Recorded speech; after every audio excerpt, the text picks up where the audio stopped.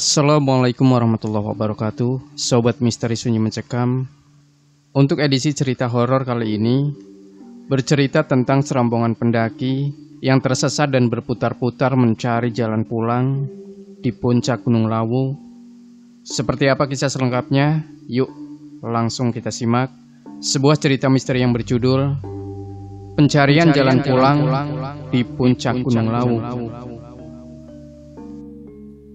Ini adalah dari kisah dari salah seorang sahabatku, sebut saja Anis. Entah momen ataupun sebuah kebetulan semata, aku sudah mengenalnya lebih dari 5 tahun lamanya. Namun, selama ini dia tidak pernah menceritakan hal ini. Kisah di mana dia dan ke-6 temannya, beserta seorang guru, tersesat di sebuah bumi perkemahan yang cukup luas, tepatnya di lereng Gunung Lawu. Mereka berdelapan tersesat, dan secara tiba-tiba bertemu dengan sebuah keluarga harmonis yang menolong mereka dari hujan dan udara yang dingin kala itu. Tahun 2014, ketika Anis masih duduk di bangku SMA, sekolahnya membuat sebuah kemah di bumi perkemahan dan diikuti oleh seluruh siswa. Kebetulan, Anis menjadi panitia dengan beberapa temannya. Mereka diberi tugas untuk mencari tempat dan segala keperluan yang dibutuhkan ketika acara berlangsung. Dari beberapa tempat yang bisa menjadi opsi, terpilihlah tempat ini, bumi perkemahan di salah satu lereng Gunung Lawu. Letak bumi perkemahan ini bisa dibilang berada di desa yang padat penduduk, dengan alam yang masih asri, dan disuguhi hamparan sawah yang luas, dan pemandangan di atas gunung pada umumnya, ditambah kesejukan yang bisa dirasakan ketika berada di sana. Di sana juga terdapat pendopo yang berada di ujung jalan desa dan juga menjadi titik perbatasan antara hutan atau bumi perkemahan dengan desa yang ada di sana. Atau bisa dibilang, pendopo adalah rumah terakhir sebelum masuk ke bumi perkemahan. Walaupun tepat di seberang pendopo, masih ada satu rumah warga yang saling berhadapan. Jarak dari pendopo juga tidak jauh, hanya berjalan beberapa meter ke atas untuk menuju titik di mana kemah itu dilakukan. Pendopo inilah yang digunakan sebagai base camp panitia dan dijadikan panitia untuk beristirahat. Selama 1 bulan mereka menyiapkan segalanya dari konsep dan apa saja yang dibutuhkan ketika acara berlangsung. Pada saat itu kemah direncanakan berlangsung 2 hari, tepatnya di hari Sabtu dan Minggu. Semua berjalan semestinya dan tidak ada halangan untuk menuju H-1 acara yang jatuh di hari Jumat. Seperti panitia pada umumnya, H-1, Anis dan teman-temannya menyiapkan segala kebutuhan dan menurunkan segala keperluan peserta kemah. Beberapa panitia ini, sekitar 9 orang, 5 cowok, 4 cewek, berangkat pada hari itu dengan mengendarai sebuah truk. Tibalah siang itu, mereka segera menurunkan barang yang dibawa dari bawah, lalu dipindahkan ke sebuah pendopo yang menjadi base camp panitia. Setelah semua barang selesai dimasukkan, mereka semua berbagi dengan masing-masing tugas agar fokus menyelesaikan sebelum malam tiba. Ketika semua sedang bertugas dengan kesibukan masing-masing, salah seorang bernama Ocat yang bertugas membersihkan terpal bertanya ke salah seorang warga, menanyakan sebuah selang air untuk dijadikan alat membersihkan terpal. "Pak, ada selang nggak ya? Ini soalnya saya mau bersihin terpal," tanya Ocat kepada salah seorang warga. "Oh, itu mas, di belakang pendopo. Nanti ada jalan kecil turun, terus ada lumbung. Nah, di situ mas selangnya warna biru." Ocat segera mengambil selang dengan berjalan menuju lumbung, rumah kecil untuk tempat menyimpan barang yang dimaksudkan salah seorang warga. Ketika ia berjalan menuju lumbung dan menuruni jalan kecil yang hanya bisa dilewati dengan 1 kaki, ia melihat seorang bapak-bapak sedang memotong rumput di sebuah petakan tanah tepat di sebelah kanannya. "Monggo pak," Ocat yang mencoba menyapa bapak-bapak yang dilihatnya. Tidak ada jawaban dari bapak itu. Dengan masih mengayunkan sebilah arit, Ocat pada saat itu tidak berpikir aneh, karena mungkin bapak itu tidak mendengar apa yang dia katakan. Beberapa menit berselang, dengan sedikit perjuangan, Ocat berhasil menemukan selang air. Dikarenakan beberapa barang yang berserakan dan tidak adanya penerangan sedikit, membuatnya kesusahan mencari di mana letak selang air itu. Ketika ia kembali ke arah pendopo, tepatnya di sebuah tanjakan kecil yang hanya dilewati satu kaki, ia masih melihat sosok bapak yang pertama kali ia lihat di tempat yang sama. Otomatis, Ochad mencoba mengucapkan salam untuk kedua kalinya. "Monggo, Pak." Dengan suara lebih keras dari sebelumnya. Masih tidak ada jawaban, dan sosok bapak itu masih mengayunkan sebilah arit ke rumput di depannya. Ochad bingung, kenapa bapak itu tidak meresponnya lagi. Karena penasaran, beberapa langkah Ochad berjalan, ia memalingkan badan dan mencoba mengamati seksama ke arah sosok bapak itu. Dan benar saja, tak berselang lama, perinding. Bulu kuduk Ochad berdiri dengan sendirinya tatkala mengamati pergerakan sosok bapak-bapak yang ia lihat. Di situ Ochad tersadar bahwa sosok bapak-bapak yang dilihatnya itu tidak berpindah tempat dengan posisi yang sama dan gerakan yang selalu sama dari pertama ia lihat hingga kembali dari mengambil selang air. Gerakan itu selalu terulang, bahkan ketika Ochad menatap persekian detik sosok bapak itu benar-benar melakukan gerakan yang selalu sama, bahkan tangan ataupun posisi duduk tidak bergeser sedikit pun.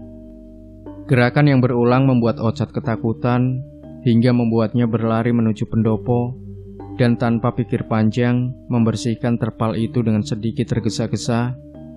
Walaupun dalam benaknya masih bertanya-tanya dengan apa yang dilihatnya, bahkan di dalam lubuk hatinya ingin rasanya mencoba mengecek kembali dan menjawab rasa penasaran dengan sosok bapak-bapak yang ia lihat. Namun, ia mengurungkan niat dengan menaruh selang itu di pendopo tanpa mengembalikan. Ochad pun memilih tidak menceritakan apa yang dilihatnya dengan teman-teman karena takut itu hanyalah halusinasi semata. Sore harinya, tepat setelah maghrib, setelah semua tugas sudah diselesaikan, beriringan dengan kejadian awal yang dialami Ochad, beberapa panitia memutuskan untuk beristirahat dengan bersantai di dalam pendopo sembari menonton film dengan sebuah tab yang dibawa Aris dan ditemani satu teko penuh teh panas. Sekitar 8 orang sedang asik menonton film, namun berbeda dengan Ochad yang memilih untuk berjaga di luar dengan alasan menikmati dinginnya malam itu. Ochad seperti tidak kapok dengan kejadian awal tadi. Dan memang Ochad dikenal orang yang pemberani dari yang lain. Namun tak lama, tar, tar, tar, tar, tar, tar. Suara ketukan pintu kaca dari arah luar. 8 orang yang mendengar suara ketukan itu seketika memalingkan pandangan mereka dan bergegas keluar menemui Ochad. "Kenapa, Ochad?" tanya Anis. "Aku dengar suara orang yang jalan dari arah sana," jawab Ochad sembari menunjuk arah di mana ia mendengar suara langkah kaki. "Ah, masa? Nggak mungkin lah. Ini kan rumah terakhir," jelas Anis dengan raut muka seperti tidak percaya dengan apa yang dikatakan Ochad. Bukan hanya Anis, 7 orang lain sempat tidak percaya dengan kesaksian Ochad. Apalagi pendopo itu termasuk rumah terakhir sebelum menuju arah bumi perkemahan dan arah di mana Ochad mendengar langkah kaki dari sebelah kiri, di mana arah itu adalah arah menuju bumi perkemahan.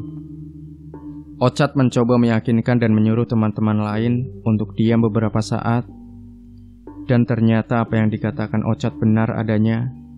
Ochad, Anis, dan ke-7 orang lain mendengar suara langkah kaki seperti diseret, bergesekan dengan tanah. Srek, srek, srek. Suara langkah kaki itu benar-benar jelas terdengar. Bahkan semuanya mendengar arah dari sumber suara yang memang tidak jauh dari pendopo. Anis dan yang lain mencoba mengecek dari mana sumber suara itu, namun tidak melihat apapun yang membuat suara itu timbul. Bahkan Ochad sempat mengelilingi pagar pendopo dan tidak melihat orang ataupun hewan di sekeliling pendopo. Padahal suara itu masih terdengar jelas ketika mereka mencoba mengecek sumber suara. Srek, srek, srek. Suara itu terus terdengar dan semakin mendekat ke arah pendopo. Wah, nggak bener ini. Udah, kita masuk aja. Ucap Ochad karena merasa ada hal janggal dari suara itu. Bahkan ia sempat menghubungkan dengan sosok bapak-bapak yang dilihat sebelumnya.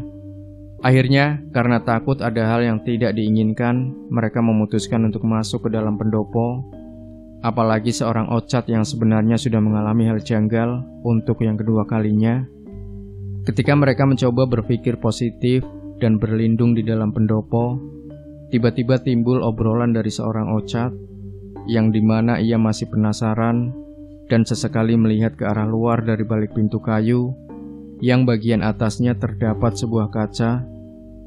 Ochad menyeletuk bahwa ia merasa melihat seseorang yang duduk di seberang pendopo, tepatnya di sebuah rumah yang terdapat kaca besar menembus ke dalam. Dari penglihatan matanya, di dalam rumah itu terlihat seseorang yang duduk bersender sebuah kursi dan selalu menatap ke arah pendopo. Mungkin jiwa muda mereka membuat kejanggalan awal bukanlah apa-apa. Anis, Ochad, dan kedua temannya memutuskan keluar pendopo untuk menikmati sebatang dua batang rokok, sembari sesekali melihat ke arah rumah itu. Anis, Ochad, dan kedua temannya melihat dengan jelas sosok manusia yang duduk di dalam rumah tersebut. Bahkan ketika mereka mulai tertidur dan bangun untuk sholat subuh, mereka masih melihat sosok itu dengan jelas. Anis sempat bertanya-tanya, dan logika Anis berkata tidak mungkin ada orang yang duduk bersender dari malam hingga pagi hari dengan posisi yang sama dan tidak berpindah sama sekali. Pagi harinya, ketika mentari sudah memunculkan sinarnya, Anis yang penuh tanda tanya mencoba mengecek rumah, dan ternyata kursi yang digunakan bersender oleh sosok manusia yang dilihat semalam hilang entah kemana. Tidak ada kursi, bahkan rumah itu bisa dibilang rumah kosong. Bukti diperkuat ketika salah seorang warga yang kebetulan lewat mengatakan kepada Anis bahwa rumah yang sedang ia satroni sudah ditinggalkan penghuninya 6 bulan lamanya. Anis yang mendengar penjelasan warga sempat tidak percaya, apalagi yang dilihat semalam benar-benar jelas, sesosok manusia yang duduk di sebuah kursi tepat di belakang sebuah kaca besar. Ya nggak mungkin Thomas, ini kan rumahnya sudah dijual. Yang punya ikut istrinya ke Wonogiri. Kok kamu malah ngeyel? Mendengar penjelasan warga, sontak Anis bertambah bingung. Karena semalam bukan hanya dia yang melihat sosok itu, bahkan ketiga temannya yang lain juga melihat. Ochad yang melihat Anis bercakap dengan salah seorang warga sempat menanyakan sekembalinya Anis dari arah rumah. Namun Anis lebih berbohong kepada Ochad. Anis berkata bahwa sosok manusia yang ada di dalam rumah itu adalah pemilik rumah yang memang sering duduk di kursi itu dari malam hingga pagi hari. Bahkan Anis menjelaskan bahwa sosok manusia yang dilihat semalam adalah bapak dari salah seorang warga yang menemuinya ketika mengecek rumah tersebut. Berbohong adalah jalan satu-satunya. Anis berpikir, apabila dia berkata jujur, nantinya akan menimbulkan kepanikan, apalagi banyak sekali perempuan yang menjadi panitia dan ikut melihat sosok itu semalam. Singkatnya, Sabtu itu panitia lain menyusul ke bumi perkemahan yang datang bersama para guru dan peserta kemah. Mereka semua berkumpul di sebuah tanah lapang. Anis dan kedelapan teman yang sebelumnya sudah datang dan bermalam dengan segala kejanggalan yang mereka rasakan, lebih memilih diam dan tidak membicarakan kepada panitia lain. Mereka mencoba lebih fokus dengan rangkaian acara hari itu, karena banyak hal yang harus mereka lakukan. Namun, kejanggalan yang dirasakan malam itu ternyata belum berhenti. Salah seorang teman Anis bernama Reza yang ikut bermalam dan kebetulan HP-nya dijadikan alat berfoto, sempat terkejut dengan sebuah foto yang diabadikan malam sebelumnya. Reza melihat sebuah gumpalan asap tebal berwarna putih memanjang tepat di sebelah kiri. Seketika Reza memanggil teman-teman lain yang ada di dalam foto. Mereka bertanya-tanya, dari mana asal asap putih itu? Ada yang mengaitkan dengan asap sebuah kompor portable dan asap rokok. Anis menolak itu karena tidak mungkin asap dari kompor portable ataupun rokok bisa membentuk seperti gumpalan asap tebal dan memanjang seperti di dalam foto. Sudah, simpan aja fotonya. Nanti dilihat lagi. Ini udah mulai acaranya. Ucap Ocad mencoba mengalihkan yang lain agar lebih fokus. Apalagi hari Sabtu adalah hari pertama kemah. Hari pertama berjalan tidak seperti yang diinginkan. Entah berhubungan atau tidak dengan kejanggalan di hati sebelumnya. Pagi hari cuaca sangat panas, bahkan terasa sangat terik. Walaupun udara sejuk masih bisa dirasakan. Namun, tepat setelah zuhur, cuaca berubah drastis. Tiba-tiba hujan deras disertai angin kencang. Anis yang bertanggung jawab sebagai koordinasi acara sempat kebingungan. Awalnya, siang itu ia berencana ingin melakukan survei jalur yang digunakan untuk outbound. Memang, dari rentetan acara, minggu pagi akan diadakan outbound dengan mengelilingi sekitar bumi perkemahan.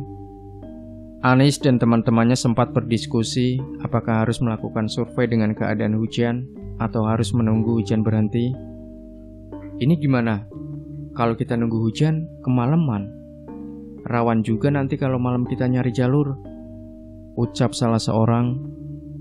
Ya udah, kita ke jalur, nunggu agak reda aja. Ini masih beres kok, jawab Anis. Ketika hujan agak reda, tepat jam 15.00, sekitar 7 orang dengan formasi 4 laki-laki, Anis, Junet, Reza, Ocad, dan 3 perempuan, Ayu, Maya, dan Lia. Mereka bersiap untuk melakukan survei jalur.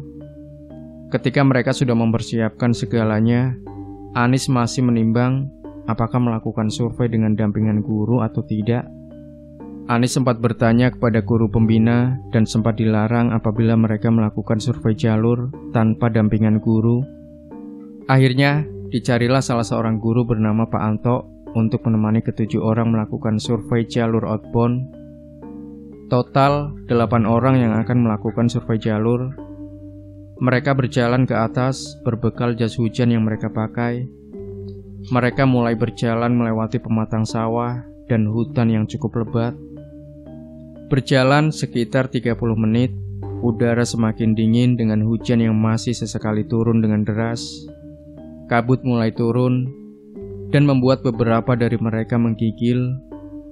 Tak lama salah seorang bernama Ayu tiba-tiba merasakan lemas dan pusing, bahkan tidak mampu untuk berjalan. Pak Anto yang tidak tega melihat Ayu meminta Anis menghubungi panitia yang ada di base camp dengan sebuah HT untuk membawakan sebuah tandu guna mengevakuasi Ayu turun dan membawakan HT baru karena HT yang dibawa saat itu tidak bisa bertahan lama dengan daya baterai yang tersisa. Datanglah 5 orang untuk menjemput Ayu. Ketika mereka sudah menaikkan Ayu ke tandu dan bersiap turun, ada yang gantiin Ayu dong. Kamu aja Yun, biar nggak ganjil, ucap Junet yang meminta Yuni menggantikan Ayu. Yuni mengiyakan dan menggantikan Ayu melanjutkan survei jalur pada hari itu. Waktu terus berjalan, hari semakin gelap. Ditambah cahaya matahari yang tertutup awan mendung. Mereka tersadar tidak membawa senter sebagai sumber cahaya waktu itu. Bahkan GPS atau maps yang seharusnya mereka bawa tertinggal di base camp. Dari awal, dalam pemikiran mereka, jalur yang akan mereka lewati tidak jauh dan tidak memakan waktu yang lama. Mereka tidak berpikir apa yang sebenarnya akan ada di depan mereka. Walaupun sebenarnya Anis dan beberapa panitia sudah melakukan survei seminggu sebelumnya, namun dengan kondisi yang berbeda, ditambah Ayu yang ketika itu sakit, membuat waktu mereka terbuang untuk menunggu evakuasi dari bawah. Singkat cerita, mereka tetap berusaha untuk melanjutkan pencarian jalur dan akhirnya menemukan beberapa tempat yang dirasa cocok untuk outbound. Mereka menandai semua tempat dengan batu dan tongkat agar mudah mengingat. Dan memang, di setiap perjalanan yang mereka lewati, selalu menandai dengan rafia dan tanda panah ketika menemui persimpangan jalan. Namun saat itu, Anis dan Ocad merasa bahwa jalur yang mereka lewati bersama yang lain agak berbeda dari seminggu yang lalu ketika melakukan survei. Anis dan Ocad mencoba berpikir positif bahwa jalur yang mereka lewati adalah jalur yang sebenarnya, hanya nampak berbeda karena kondisi jalur yang gelap. Keanehan muncul ketika Anis mencoba menghubungi panitia yang ada di base camp dengan HT yang dibawanya. HT tidak berfungsi, padahal indikator baterai masih dalam keadaan penuh. Anis masih mencoba mengotak-atik HT dan berusaha menghubungi panitia lain. Sempat terhubung, namun setiap kata yang Anis ucapkan, HT itu mati dengan sendirinya. Anis masih mencoba berpikir positif, mungkin karena hujan membuat HT tidak berfungsi normal. Apalagi posisi di tengah hutan membuat HT tidak bisa menangkap sinyal secara sempurna. Tepat sebelum maghrib, sekitar jam 17.30, sampailah mereka di sebuah lapangan terbuka. Disinilah Anis merasa lega. Anis teringat ketika survei seminggu sebelumnya, dia sempat tiba di lapangan terbuka itu, namun dari arah sebaliknya. Mereka memutuskan untuk beristirahat dan melaksanakan sholat. Selesai sholat, mungkin karena udara yang cukup dingin dan baju mereka yang basah karena hujan, Maya merasakan hal yang sama seperti Ayu. Maya merasakan badannya lemas, pusing, bahkan sekujur tubuhnya gemetar dan wajah yang nampak pucat. Junaid dan beberapa orang lain mencoba membantu Maya agar tidak bertambah parah. Sementara Anis dan Ochad mencari jalur yang pernah mereka lewati seminggu sebelumnya. Anis dan Ochad mencari jalur karena ada 2 cabang jalan dan memastikan jalur mana yang benar menuju jalan keluar ke arah jalan raya. Anis berdiskusi dengan Ochad untuk meyakinkan jalur mana yang benar. Anis kemudian teringat ketika survei pertama kali dari arah sebaliknya, atau bisa dibilang dari arah masuk jalan raya. Dia berjalan menyusuri jalan setapak seperti jalur petani yang menembus ke pematang sawah. Jalur petani itulah yang ujungnya adalah lapangan di mana mereka berada saat itu. Ketika mereka berdua mencoba jalur pertama, Anis menemukan jalur setapak yang mirip dengan jalur dari arah jalan raya. Anis dan Ochad segera menyusuri jalan itu. Mereka terus berjalan, dan anehnya bukannya menembus pematang sawah. Lama-kelamaan, semak belukar semakin lebat, dengan Anis yang masih berusaha menembus semak belukar dengan kedua tangannya. Namun, apa dikata, beberapa langkah kemudian, Anis dan Ochad merasa semak belukar semakin lebat. Bahkan kedua tangannya sudah tidak sanggup untuk menebas semak belukar. Mereka berdua merasa ada yang janggal dengan jalur itu, karena logika mereka berkata, jalur ini tidak mungkin dilewati manusia, seperti sudah beberapa tahun tidak dilewati. Ini kok kayaknya buntu ya, Chat? Padahal kan ini jalan setapak pas kemarin kita lewat, ucap Anis sembari melihat sekelilingnya. Iya, aku juga ngerasa gitu. Udah nih, fix jalan buntu. Udah, kita putar balik aja. Malah takut aku. Jelas Ochad yang ternyata merasakan hal yang sama dengan Anis. Pada saat itu, Anis merasakan hal sangat janggal dengan jalan yang dilewatinya. Padahal dia benar-benar ingat di mana jalan itulah yang menuju ke arah jalan raya. Bahkan, di saat Anis mencoba membuka semak belukar, bulu kuduknya sempat berdiri beberapa kali. Apalagi ketika dia melihat semak belukar yang menjulung tinggi melebihi tubuhnya. Anis dan Ochad kembali ke arah lapangan terbuka dan memberitahu yang lain bahwa jalan pertama buntu dan tidak ada jalan keluar karena tertutup semak belukar. Yuni dan Lia yang mendengar kabar dari Anis sontak menangis. Mereka meyakini bahwa saat itu benar-benar tersesat dan tidak bisa kembali ke bumi perkemahan. Pak Anto tak tinggal diam, dia mencoba menenangkan dan meyakinkan bahwa pasti akan ada jalan keluar menuju perkemahan. Bingung dan takut itulah yang dirasakan Anis saat itu, karena jalan yang ia yakini menuju jalan keluar ternyata hanyalah jalan buntu.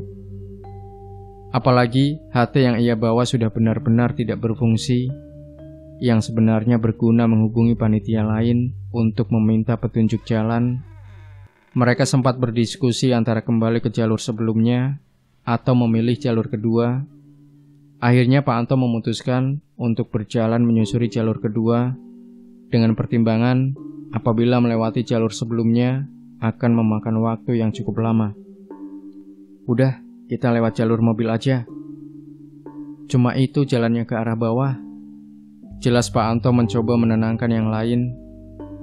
Memang di jalur kedua dianggap sebagai jalur mobil karena mereka melihat bekas galian dan mobil, dan adanya dua jalan beton yang di tengahnya terbelah oleh tanah yang dipenuhi rerumputan.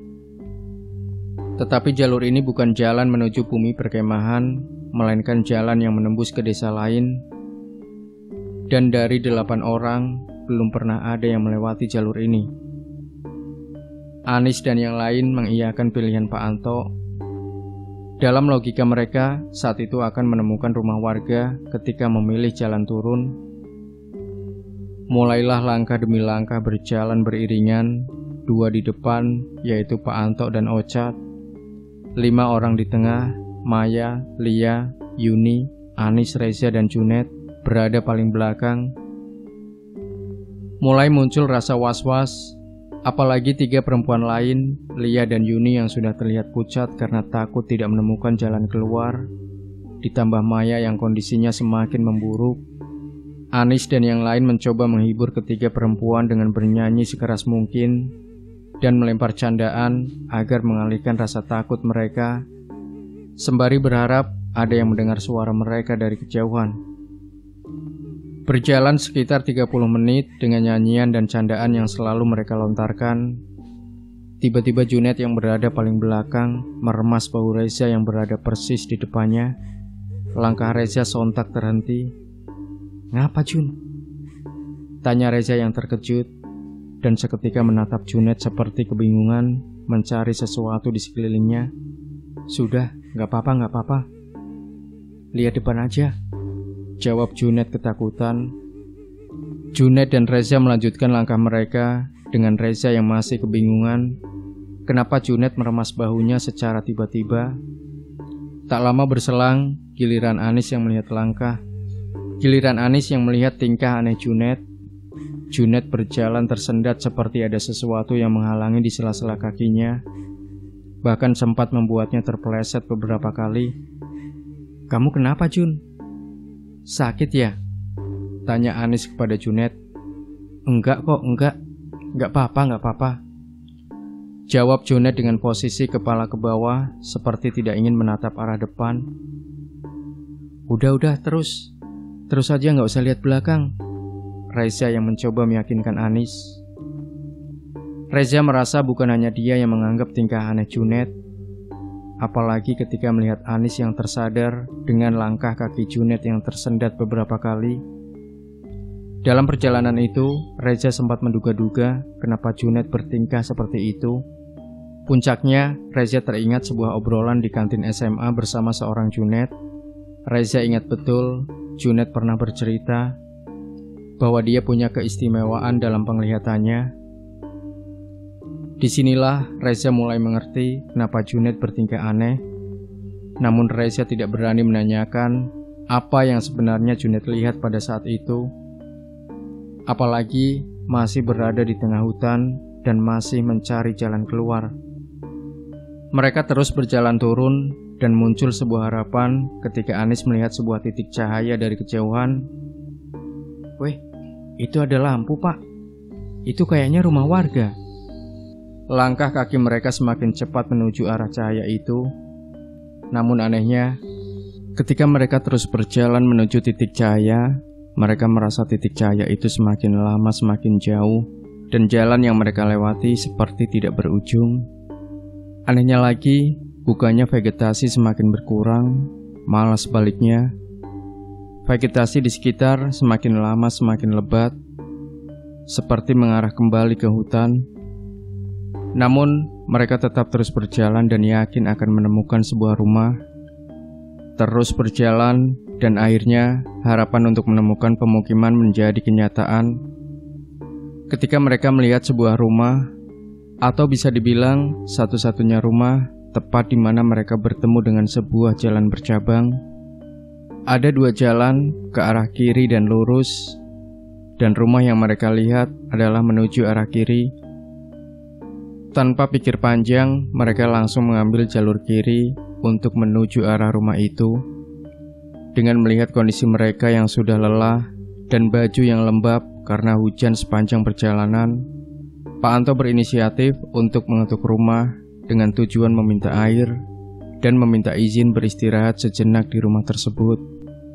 Lega menemukan sebuah rumah setelah berjalan tak tentu arah dan kejanggalan-kejanggalan yang dialami. Akhirnya mereka bisa mengistirahatkan badan dan bisa membersihkan badan sembari membuang hajat yang sudah mereka tahan beberapa jam. Akan tetapi, disinilah sebenarnya puncak dari perjalanan mereka. Diketuklah pintu rumah itu.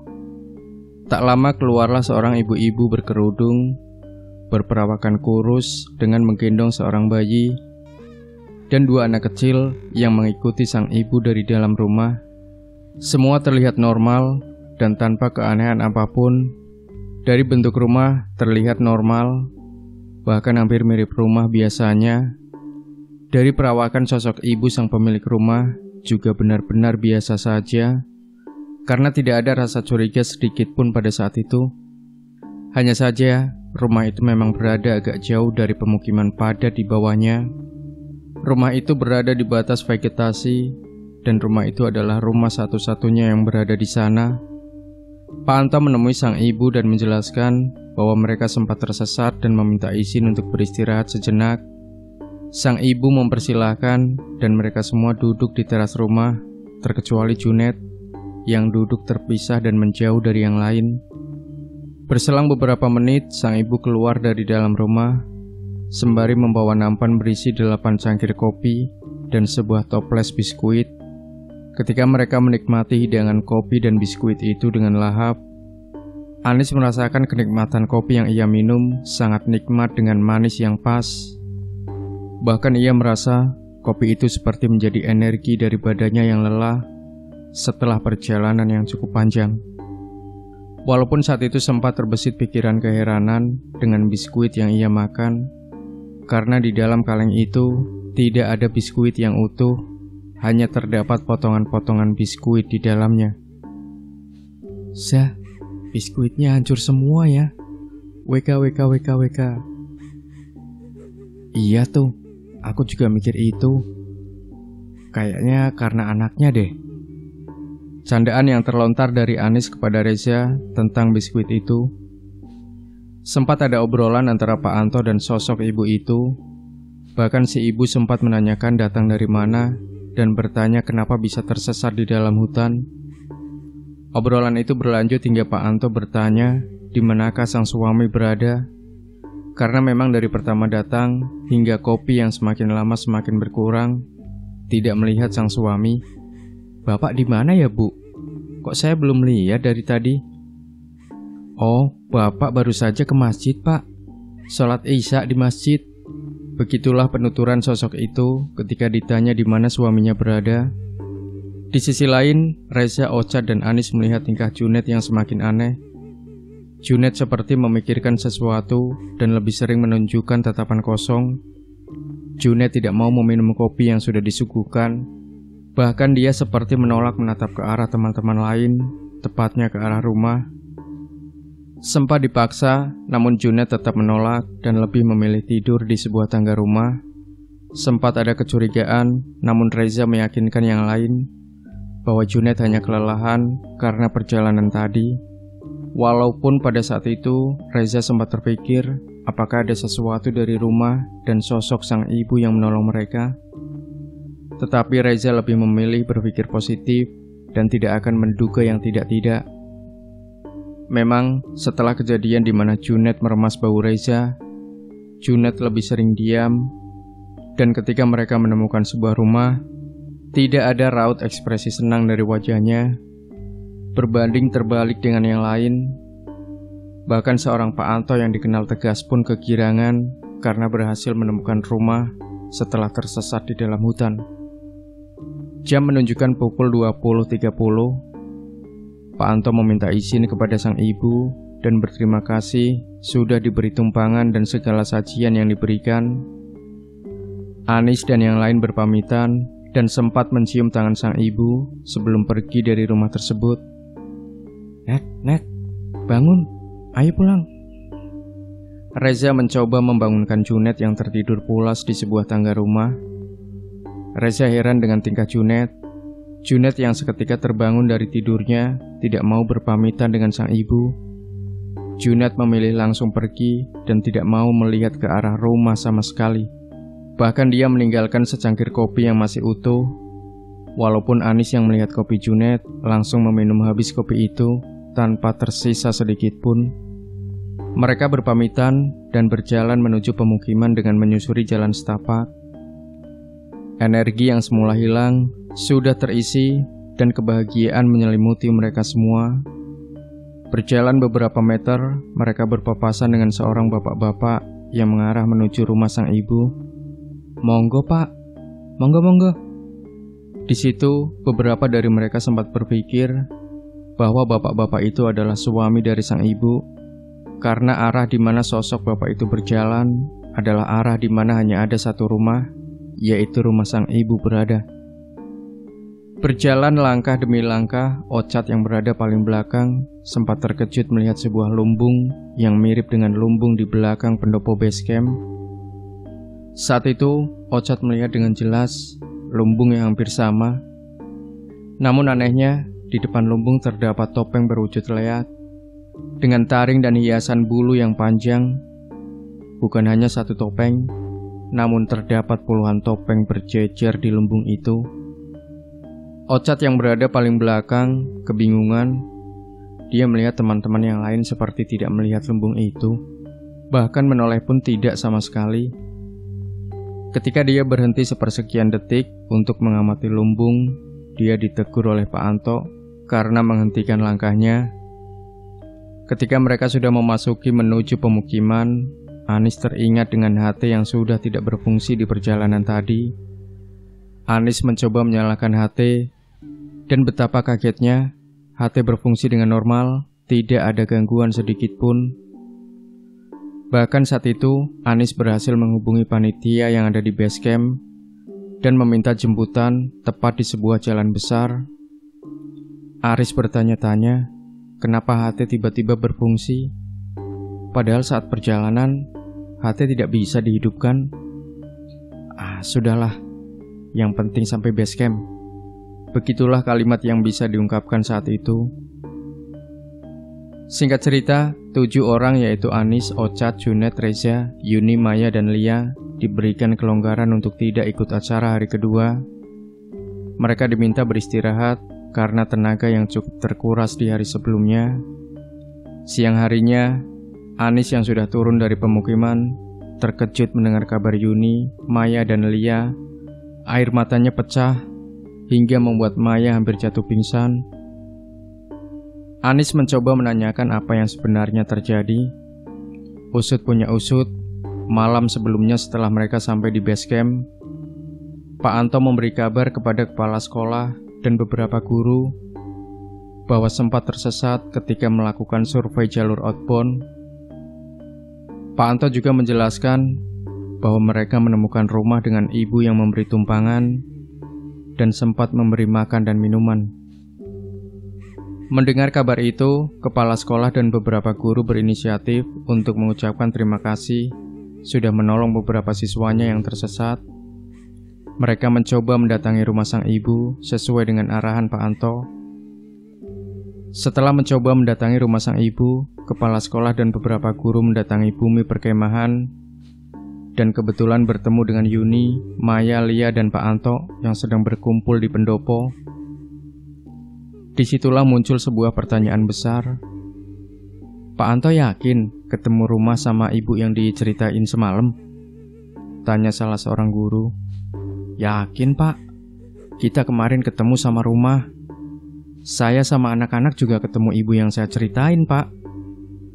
Jawab Pak Anto meyakinkan kesaksiannya. Emang kenapa bu? Kita benar-benar ketemu kok, tanya Lia dengan raut wajah kebingungan. Di situ sang guru menjelaskan bahwa ketika mencoba mendatangi rumah sang ibu, ternyata titik rumah yang dimaksudkan Pak Anto hanya sebuah tanah lapang dan beberapa pohon. Bahkan sang guru sempat menanyakan kepada warga sekitar dan memang tidak ada rumah sama sekali. Salah seorang warga juga menjelaskan bahwa daerah itu sangat jarang dilalui warga. Karena pada dasarnya daerah itu bukanlah jalan utama warga, karena di belakang tanah lapang itu langsung berbatasan dengan hutan. Yuni, Maya, dan Lia yang mendengar cerita dari sang guru sontak menangis. Bahkan Maya sangat histeris karena tidak menyangka jika apa yang dilihatnya bukanlah sesuatu yang nyata. Pak Anto yang tidak percaya kemudian kembali lagi ke rumah yang ia satroni malam itu. Ketika berjalan dengan jalan yang sama malam itu, ketidakpercayaan Pak Anto seketika buyar ketika titik di mana rumah itu berada benar-benar hanya sebuah tanah lapang. Pak Anto sempat syok dengan apa yang dilihatnya. Namun Pak Anto mencoba mencari informasi tentang rumah sang ibu. Ternyata pernah ada cerita di mana seorang ustadz diminta untuk mengisi pengajian oleh seorang ibu-ibu di titik alamat yang sama. Saat sang ustadz mendatangi rumah itu, sesampainya di sana, sang ustadz hanya menemui sebuah tanah lapang. Berjalan beberapa hari setelah kemah dilakukan, cerita tentang rumah dari ibu misterius menjadi bahan pembicaraan di kalangan semua siswa. Anis, Ocat, Reza yang langsung mengalami hal itu masih antara percaya dan tidak percaya, karena apa yang mereka lihat dan apa yang mereka makan benar-benar nyata. Yuni, Maya, dan Lia bahkan tidak mau berkomentar apapun saat itu, karena takut dan trauma dengan apa yang mereka alami. Namun, Reza dan Ocat yang memang paling dekat dengan Junet sempat menanyakan kepada Junet yang memang punya kelebihan. Dari pembicaraan mereka berdua, Junet tidak mau membicarakan soal rumah dan ibu yang mereka temui saat itu. Junet berkata bahwa dari awal perjalanan memang terasa aneh. Apalagi setelah Ayu sakit, perjalanan terasa berbeda, dengan cuaca yang ekstrim dan jalan yang nampak berbeda. Junet juga bercerita ketika dia meremas tangan Reza. Junet melihat sosok leak besar berwarna hitam yang sempat lewat di depannya, yang membuat badannya agak oleng dan sempat terjatuh hingga meremas tangan Reza. Sosok leak ini sama dengan topeng yang dilihat Ocat di lumbung sepulangnya dari rumah sang ibu. Dan setelah itu, Junet merasa ada sesosok hitam yang selalu mengikutinya dan sempat memberi arah jalan mana yang benar. Ocat dan Reza yang mendengar cerita dari Junet sempat mengaitkan sosok hitam dengan sosok rumah dan ibu yang mereka temui. Tetapi itu hanyalah sebuah dugaan. Dan tak lama berselang, mereka berdua bertemu dengan Anis dan menceritakan semua kesaksian Junet. Anis mempunyai pertanyaan besar dalam benaknya, apalagi setelah mendengar cerita dari Reza dan Ocat. Kemudian Anis teringat dengan tetangganya yang memang dianggap orang sakti, sebut saja Pak Roni. Anis menemuinya dan menceritakan semua yang dialami ketika melakukan kemah. Pak Roni memejamkan mata dan kemudian menjelaskan apa yang sebenarnya Anis temui. Pak Roni menjelaskan bahwa sebenarnya Anis dan teman-temannya sudah diberikan peringatan dari awal.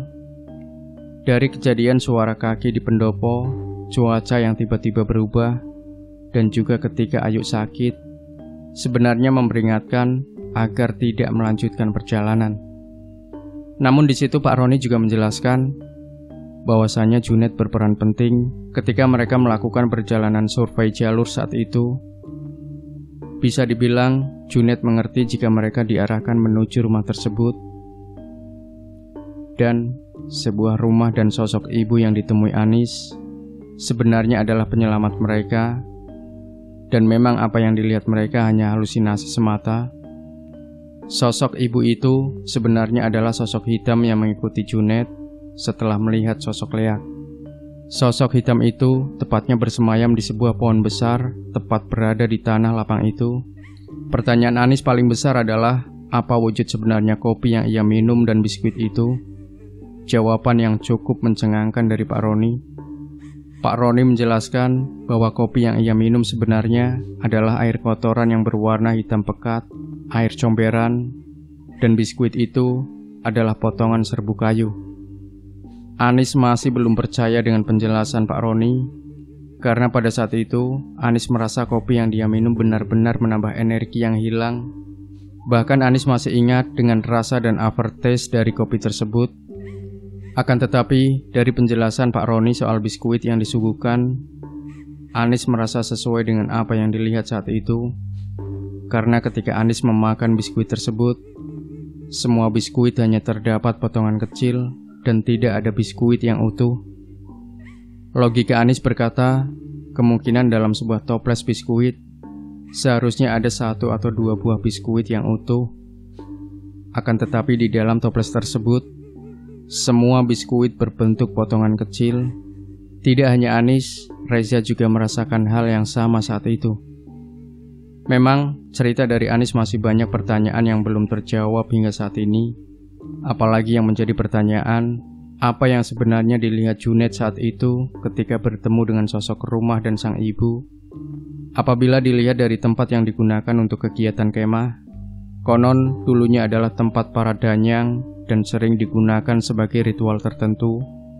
Dan konon katanya, dulu ada orang sakti yang pernah berencana akan mengubah tempat itu sebagai sesuatu yang besar, namun urung dilakukan karena sudah diketahui orang lain. Pengalaman Anis yang sudah terjadi sejak 7 tahun yang lalu ini sangat membekas dalam benaknya. Tapi anehnya, terakhir kali ia bertemu dengan Pak Roni, komunikasi dengan ke-8 orang seperti terputus secara alami. Entah sebuah kebetulan atau memang sesuatu yang direncanakan. Bahkan seorang Junaid yang baru-baru ini berusaha dihubungi untuk menjelaskan hal itu tidak pernah merespon sama sekali. Hanya Ochad dan Reza yang mau membagikan dan mencoba flashback dengan kejadian 7 tahun yang lalu. Sama dengan Junaid, ketiga perempuan, Yuni, Maya, dan Lia juga tidak merespon ketika Anis mencoba mengajak mereka untuk bercerita kembali.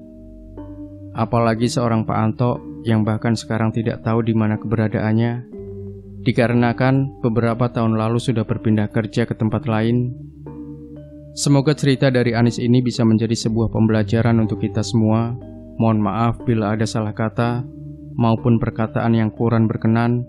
Jangan lupa berikan komentar Anda, like dan share video ini, subscribe channel Sunyi Mencekam, dan kembali nantikan cerita-cerita misteri terbaru dari kami. Wassalamualaikum warahmatullahi wabarakatuh.